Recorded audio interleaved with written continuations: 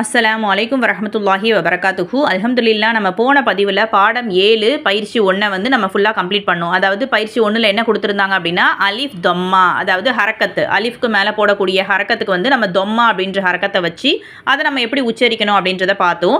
இப்போ வந்து பாடம் 8 பயிற்சி 1. ஸோ இதில் என்ன கொடுத்துருக்காங்க அப்படின்னா நம்ம ஏற்கனவே இந்த பயிற்சியெலாம் நம்ம ப்ராக்டிஸ் பண்ணியிருப்போம். அதாவது ஃபத்தஹா கஸ்ராவை வச்சு நம்ம வந்து ப்ராக்டிஸ் பண்ணியிருப்போம். இப்போ நம்ம தொம்மா அப்படின்ற ஹரக்கத்தும் நம்ம தெரிஞ்சுக்கிட்டதுனால இப்போ 3 ஹரக்கத்தும் சேர்த்து ஒரு வார்த்தையாக நம்ம படிக்க போகிறோம். சரிங்களா, வாங்க ஓதலாம். அஊது பில்லாஹி மினஷ் ஷைத்தானிர் ரஜீம். பிஸ்மில்லாஹிர் ரஹ்மானிர் ரஹீம். ஊதீன உஸின, புரிஸ புரிஸ, ருஸிக ருஸிக, புரித புரித.